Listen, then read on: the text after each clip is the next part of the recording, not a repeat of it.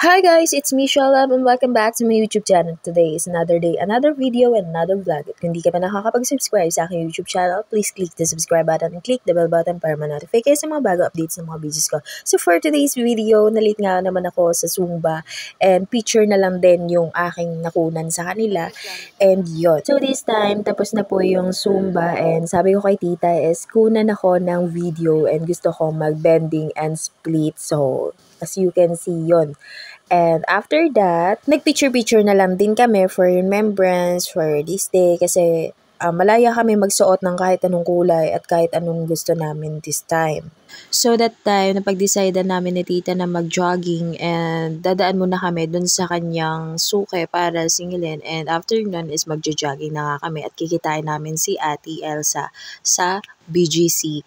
So, ayan yung time na naglalakad kami and medyo onting jogging and may nakita rin siya kakilala niya dyan. And yun. So, fast forward na natin. Ito na nga pala si Ate Elsa. Nag-take na lang ako ng picture kasi nung nakasalubong niya kami, nung nakita niya kami, hindi ko siya napansin. So, hindi na ako nakapag-take ng video dito. And puro picture na lang din kasi nag-update din ako kay Love. So, ayan, habang naglalakad kami, nagkikwentuhan sila. Pinakilala ko si Tita Lolita kay Ate Elsa at si Ate Elsa kay Tita Lolita. So, onting picture lang din and medyo haggard na rin kami this time. And sobrang grabe ang haggard ng mga person. Hindi pa nga nakakalayo. Grabing haggard and yun, picture lang din kami para may remembrance din and yun, may ma-post sila. So, nag-post sila ko, hindi pa ako nagpo-post, never pa ako nagpo-post, and never pa ako nakapagbawa sa aking gallery. So, sobrang full storage, mga be. Kaya hindi talaga ako makapagpabawas pa talaga kasi sobrang tamad pa akong mag-edit. And ayan, habang nag-edit ako nito, sobrang tagal na rin siguro nung nakalipas nung huling kasi alam ko, ito is second or first week pa ata itong take na to. And ngayon ko lang talaga siya na-edit. Sobrang tamad ko talaga kasi. And super busy. Guys, so nandito po kami sa Malinta. Paso de Blas pa lang.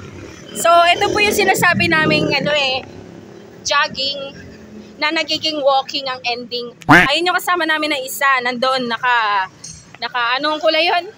Army green ang kulay. Tiyan mo, ang lakas ng amats niya, guys. Look at that. So very amazing, you know. So amazing. Very amazing jogging. Jogging na naging walking. Tawa-tawa tuloy si Tita Lolits. Tapos, may share lang ako, guys. Doon ka, wala kaming background. Ginagawa mo. May free taste po kasi sa Mercury. So, tinikman ko lahat ng Mogus. Kasi pag Mogus lang naman, hindi naman siya nakakasakit ng tiyan. Pero grabe si ating! Pati yung kape, tinungga niya, 3, bali 6 yung pinree taste niya. Sabi niya, dun sa babae, Tiana ka na. Mauna ka na! Mamaya ka na! Sabi niya, tikman ko lahat niya. Sabi niya, okay ng free taste naman po yan. Ala, tinikman niya. Tingnan na lang natin kung hindi siya mag-time mamaya. Si Yana nandun sa lola niya, hindi pa tapos si Zumba na wala na. Pag water break, umaalis sila, no? So, ayan si Tita Lolits. Ayan po yung kanilang jogging. The jogging is very amazing. So much amazing. Ginagawa mo. Ayan, nawala na yung init. So, medyo maganda mag-walking dito. Hindi katulad na nakaraan na nag-jogging kuno, na naging walking, na nag-take lang ng video. Pero, yun? Walking lang talaga yun. Onting jogging, puro walking. Kasi sobrang init. Alas 11 hanggang alas 12. Alas 11, mula alas 10, naglakad na kami. Hanggang alas 12 kami. Inabot talaga. Sobrang sakit ng ulo ko noon. Pag uwi ko sa bahay, bagsak ako at antok na antok ako sa jeep pa lang, guys. Then, ayun. Sobrang nakakatawa yung araw na yun. Sobrang pinagod ko yung sarili ko sa loob ng 2 hours. Naglakad kami mula Bisalaw hanggang Novaliches Bayan. So, ayan. Pupunta kami ng People's Park. So, si Tita, napasama nga pala siya, guys. Kasi wala siyang kasama sa kanila. So, ayan. Pero nung nakaraan sana, sasama siya ng Novaliches. Kaso, naisip niya siguro sobrang layo. And sabi niya, wag daw yung puro takbo. Wag nga puro takbo, pero puro lakad. Oh my God. So, ayan. Valenzuela. Yan. So, nandito kami sa Valenzuela. Alam nyo na kung saan kami makikita. So, ayan. So, bukas, hindi ko sure kung magsumba kami or baka magpahinga kami. Kasi may lakad kami bukas. And sa Miyerkules ulit. So, ayan. Yan yung mga kasama ko. Ang anak ng mga Pokemon. Ayan, guys. Sobrang pagod ng mga person. So, babalik tayo mamaya. At mamaya na lang magtitake tayo ng video kung merong mas maganda. Hindi puro lakad. Bye-bye!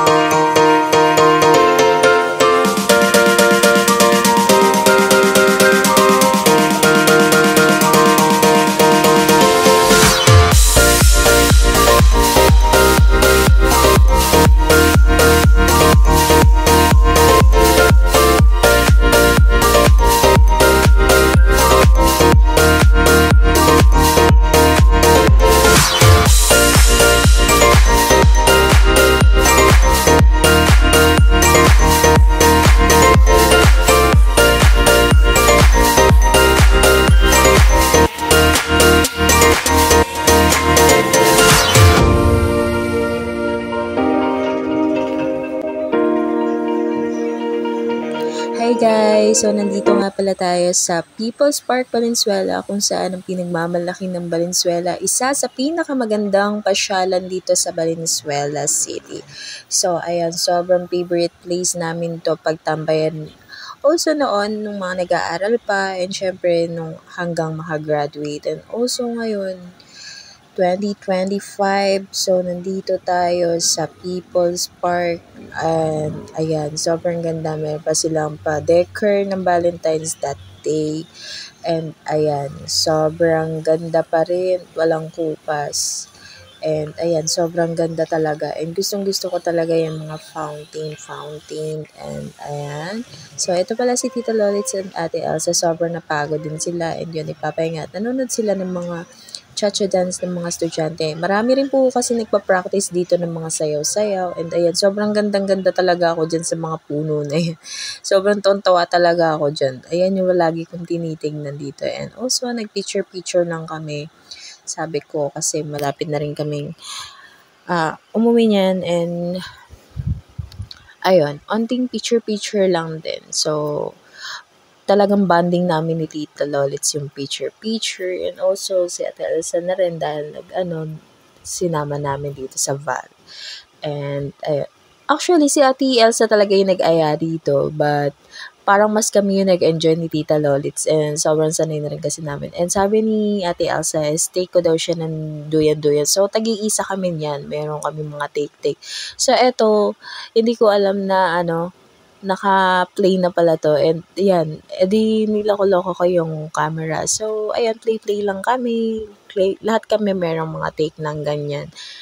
So, ayan, happy sila. Pero pagdating sa akin, halos ibalibag ko si Tita Lolitz. And also, alam mo yung parang special child na nakawala sa kanilang or yung baliw na nakatakas sa mental hospital. Sure! So, ayan, para lang na maging happy sila, kailangan natin magpakabudoy minsan. So, ayan, ito yung meron ditong turtle. And ayan, sayang hindi namin kasama si Yana. Pwede sana siya mag-slide dito. And ayan, sabi nila is daanan ko sila ng camera habang nag-iikot ako ng cam dito. And sobrang favorite place ko rin to dati. Nagtitake kami ng video dito or some clips na gusto naming i-film before nung best friend ko si Byron. So, ayan, cameraman ko siya dati. And yan, may mga fish dito. Ayan, meron ding turtle, buhay yung mga turtle dyan. And sobrang nakakatawa rin. Wag lang talagang hahayaan yung kids na kasi baka lumangoy sila at lumublob talaga. And ayan, sobrang gaganda. And may mga nagsusumbas dito, mga nagpa-practice na estudyante, mga tumatambay na estudyante, may mga gumagawa rin ng mga assignments, and also mga nagpapalipas ng oras. And ayun, tapos ayan, maraming nagpa-practice talaga dito that time nung duman kami, kaya sobrang dami talagang tao. And meron kaming nakilala dito, si Kuya Jeff. Ayan o, yung matangkad na may kulay ang buhok. Ayan, siyan si Kuya Jeff. So, taga dito lang din yun sa Mapulang Lupa.